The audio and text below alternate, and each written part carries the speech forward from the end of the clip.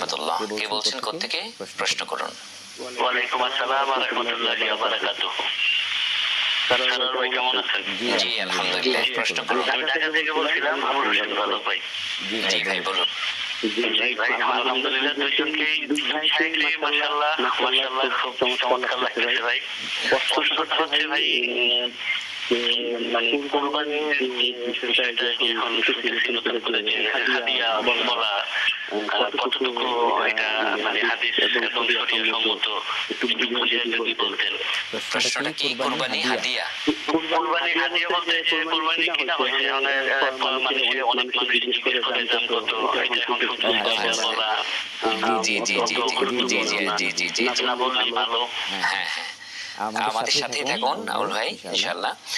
ভাই জিজ্ঞেস করলেন যে এই যে কুরবানির পশু নিয়ে যাচ্ছে, সবাই দাম জিজ্ঞেস করছে, আপনার গরু কত হলো, যে হাদিয়া কত, এই যে এই জিনিসটা জিজ্ঞেস করে বা বলতেই হবে বাধ্য, এরকম গুরুত্বপূর্ণ।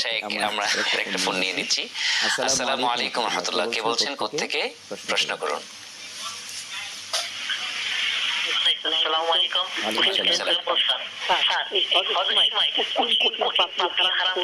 নামাজিরা হজ করতে যায়, হ্যাঁ, এদের সম্বন্ধে স্যার কিছু করতে চাচ্ছিলাম। জি ইনশাআল্লাহ, আমাদের সাথেই থাকুন, ইনশাআল্লাহ উত্তর পেয়ে যাবেন। জি সেই যে প্রথম প্রশ্নটা ছিল, প্রথম প্রশ্ন যে কুরবানির পশু ক্রয় করার পর যখন বাসায় আমরা ফিরি তখন অনেকে রাস্তাঘাটে জিজ্ঞাসা করে গরুর দাম কত। এটা জিজ্ঞাসা করা কতটুকু আর উত্তর দেওয়া কতটুকু যুক্তি? অনেক সময় হাদিয়া জিজ্ঞেস করে। হাদিয়া জিজ্ঞাসা কেমন?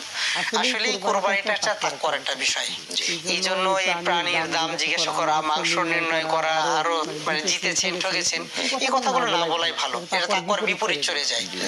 একান্তই যদি হয় যে আপনার কাছের লোক যে ঠকে গেছেন কিনা এমন উদ্দেশ্য যদি হয় তাহলে আপনারা সেখানে তাকে জানাতে পারেন।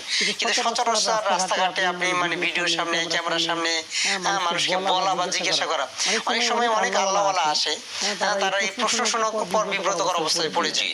এই জন্য রাস্তাঘাটে জিজ্ঞাসা করাও ঠিক না এবং বলাটাও ঠিক না। এটা কোরবানির অন্তর্ভুক্ত বা কোরবানির যে নিয়ত রয়েছে, উদ্দেশ্য রয়েছে, সেটা হাসিল হয় না, ব্যাহত হবে। জি জাযাকাল্লাহ শেখ। ভাই প্রশ্ন করেছেন, যে প্রশ্নটা শুনেছেন। আমাদের এক ভাই প্রশ্ন করলেন যে অনেক পাপাচার, অনেক দুর্নীতিবাজ বা অনেক মানে পাপিষ্ঠ ব্যক্তি, অন্যায়কারী, তারা হজে গেছে, তাদের হজের ব্যাপারে কি বলবেন? আসলে হজ তো গুনাহ মাফের জন্য। এখন হজ কবুলের জন্য যে শর্তগুলো রয়েছে, অবশ্যই নিয়তকে পরিশুদ্ধ থাকতে হবে, হালাল টাকা হতে হবে।